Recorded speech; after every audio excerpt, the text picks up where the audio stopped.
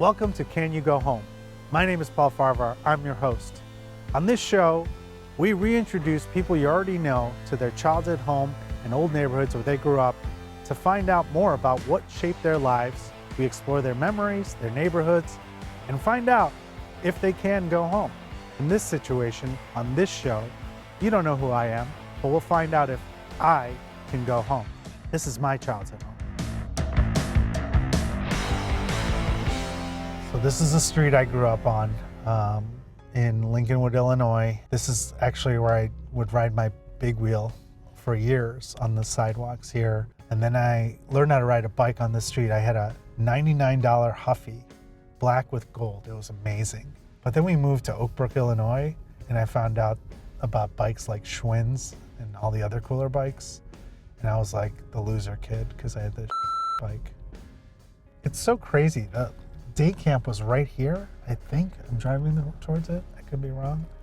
But it was literally half of a mile. But as a kid, that was like way far. You had to have a ride. Do kids walk now? Welcome to Lincolnwood Day Camp. This was where I went to camp every summer. Obviously, they've upgraded the playgrounds because kids are pussies now and they need to be protected. But yeah, I had an awesome camp counselor. He was like a mentor to me. I just thought he was the coolest guy. I was like, man, when I get to be older, I'm gonna be just like him. Never took over any day camps or did anything like that. So I sucked at sports. The one thing is I remember I was always picked last here. And I was like, when I move, I'm gonna be an athlete. That never happened. But I learned that you can play tennis and you don't need to be picked. Actually, you know what's funny is when I was a kid, I didn't make friends with other kids in the camps. I was friends with the counselors. I always made friends with the teachers, the counselors, like that was just my thing. And then I became a lawyer and I put them all in jail. Even when I was in high school, I was like I was a teacher's pet. I got in trouble, but I would always like talk my way out of it because teachers liked me. This is my grade school, middle school. Went to school here till end of second grade. I was an awkward kid. I had a weird name, Ashkan back then. And so they would call me Ashcan, Trash Can. So when I moved to Oakbrook, I was already going by Paul here, but I went by Paul as soon as we moved. So since I was 7 years old, I've been Paul. I remember at recess, I wanted to stay inside and the teacher would be like, you should go out and play with the kids. I'm like, can I just hang out with you? And she said no.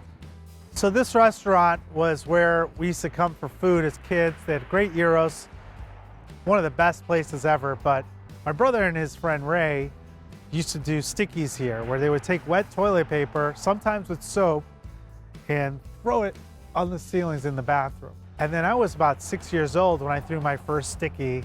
And I remember just the noise that just squirts and it goes, like it just makes a cool little noise. And I made everybody laugh. It was cool. It was like the first time like I got attention because I got to hang out with my brother and his friends. And they did a lot of bad stuff that I did, like throwing eggs at moving cars. Probably not the smartest move. We may have caused a few accidents, but I was 6 years old, so. But my brother was 13, so he could be prosecuted for that. I wonder what would have happened if he got prosecuted at 13. Probably wouldn't have been a neurosurgeon. This is the front of the house. All the pictures that we took as children were here. I don't know if it's the Mandela effect or what, but you just remember things. And I have a picture of me from first grade where you take, the class first day of school picture. But on that day, I got a bee sting on my eye. And then we never took a picture on the first day of school again. We are at my childhood home. In this situation, we were allowed to come home because Barry, the owner, has been nice enough to let me have some limited access to the house, but I think once he sees what we're doing, he might give us some more. I haven't been here since 1983. Hey, Barry, Paul Farahvar, we spoke. Are you cool with us coming in and everything? Thank you so much. Whoa, this is so cool. This was the living room, yeah. You guys have a lot of the same Persian carpets that we had. This was pretty much the same. This was like my parents used to have people here. We weren't allowed to talk to them. My brother and I would just hang out in the back. And then my brother and his friends would always mess with me. And one time, there's a word in Farsi that's really bad. It's kuni. And if you yell it, it's a bad word. You're not supposed to say it. I think that's the word. And my brother told me to just go out there and yell it to everybody. And so I did it. My dad said, stop. I didn't know what it meant. So I did. My dad goes, if you say it again, I'm going to hit you. This is in front of all his friends and family. And I did it again, and then he slapped me. And I was probably like 5 or 6. And I didn't know why. I go, why did he hit me? He goes, and then my brother said, you didn't say it right. So I went back and did it again. Yeah, that's a vivid memory. And I remember my dad felt so bad about it for the rest of his life. But then this became my bedroom back in the day. I had a bed against the wall here. There was a mirror here that I had. I would put my top 5 albums and top 5 songs every week. Like I thought I was like the Persian Casey Kasem. This was where all the magic happened when I was 8 years old. I did pee the bed. So this was the bathroom where I was potty trained. No joke.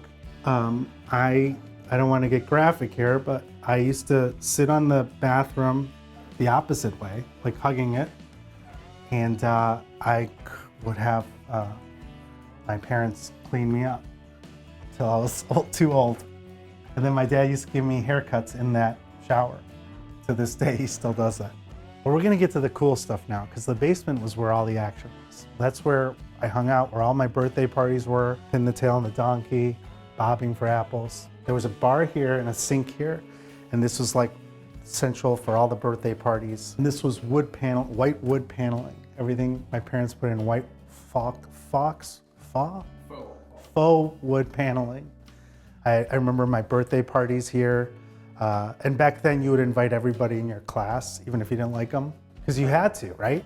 There would be like, all right, you have 20 people in your class, you have to invite everybody. And you also wanted to have presents. The big thing I remember was ping pong table, which my brother and his friends were really good at it, and I was not, but I was like, one day I will. And then I became a Division I tennis player for 2 weeks. But I mean, we played in high school, I was pretty good. You know when you say that, when you go as kids, you go back to places that you grew up and it feels smaller, but this still feels big. And the stuff back there, I don't remember any of that. I think I was afraid to go in those rooms, to be honest with you. And like, I don't think we had lighting in there. So anything I was afraid of the dark, still am.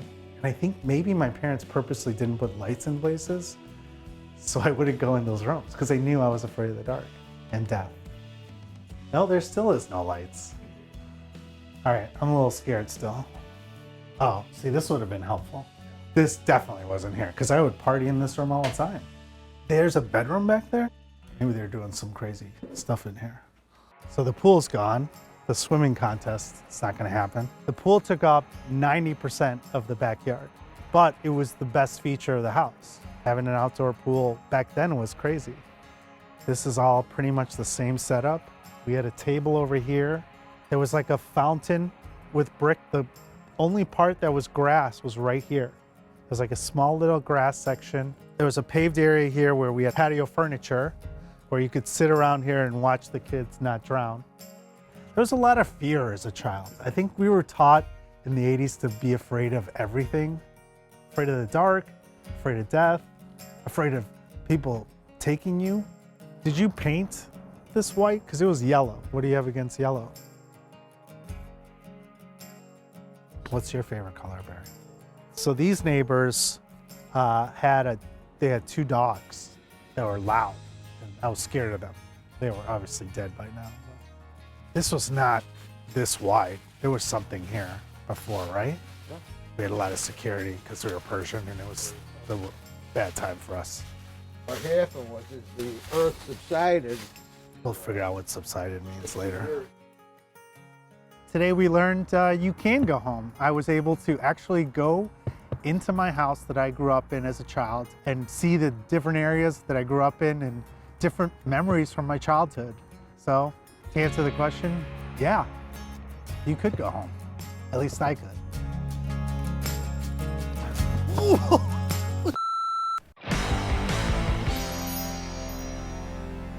I have a famous father. And most people don't know this, but my father is Mr. T. Yeah. Most people think I'm lying when I say that, but I'm like, why would I pick him? Hi, I'm Erica Nicole Clark, and this is Can You Go Home? Here we are in my childhood house, Lake Forest, Illinois, where I grew up 80s, 90s, and 2000s. It was 33 rooms when we lived there, like 10 bathrooms, 10 bedrooms, 10, 12 bedrooms, I don't know. The pool, I wish I could buy it back. That's my dream. That's my financial dream. This is my high school. I went to high school here all 4 years. Lake Forest High School, home of the Scouts. There was one other black student who was my fake cousin, used my address.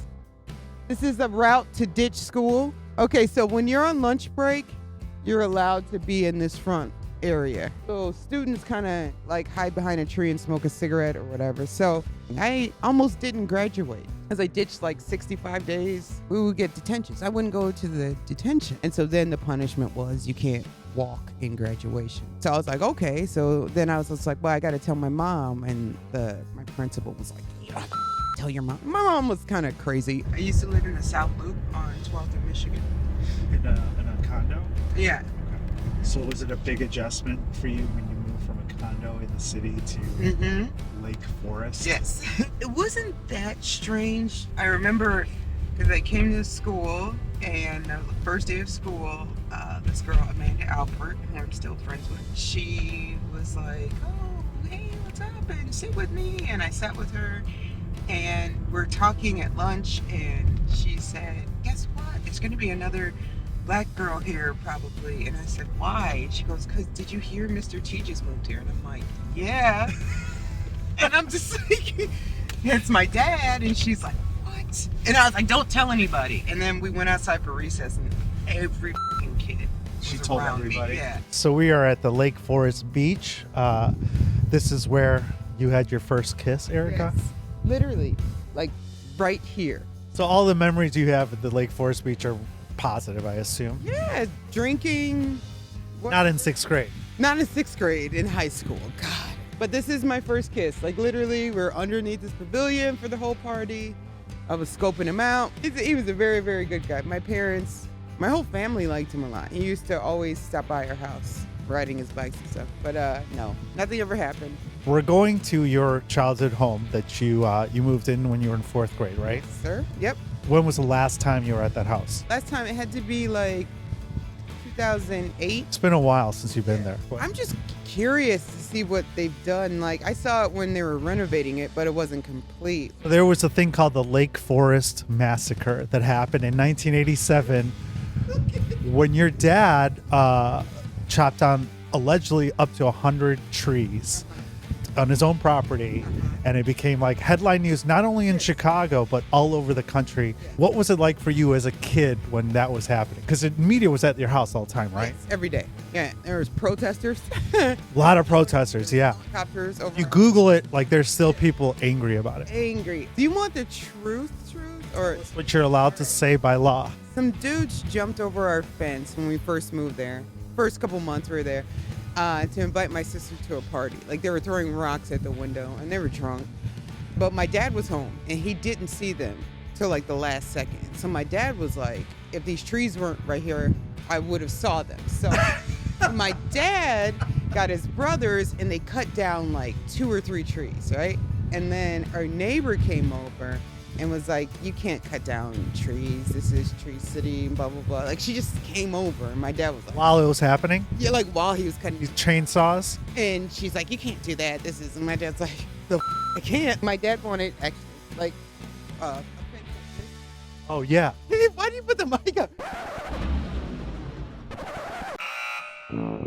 It was my dad's 35th birthday. I always remember that because my dad was like, all right, I'm gonna cut down 35 trees in honor of that bitch. So he cut down 35 trees that like it was like a weekend, him and his brothers. They're just chopping and they're falling. Some fell on her house. And then my dad bought the houses around her to chop down trees. So they'd fall and then she just eventually moved. So should we pull up in the car and try or walk up? I guess we should just drive up first. As I saw the keypad. We're not sure if we can get into the house today to see the house, which is kind of the purpose of the show, is to see if we can. I wrote this letter to the owners because it was hard to find them. Their house was bought in a trust.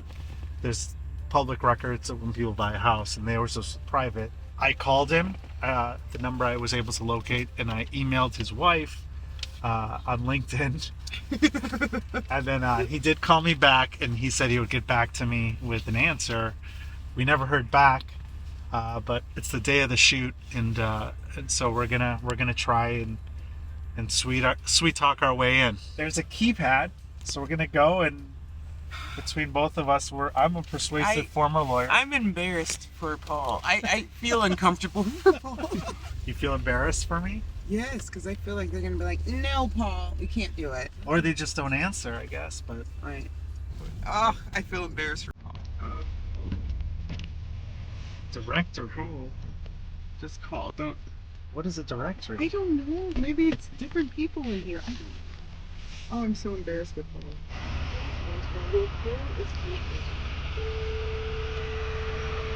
Hello. Yeah, hi. My name is Paul Farahvar. I spoke to about Sadie coming on the property with the former owner, Erica Spark, is with me. Are we allowed to come to take a couple of videos for the show? Sorry, what?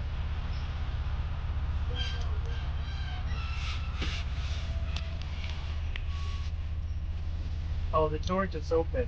Hello? Hi. I'm having trouble.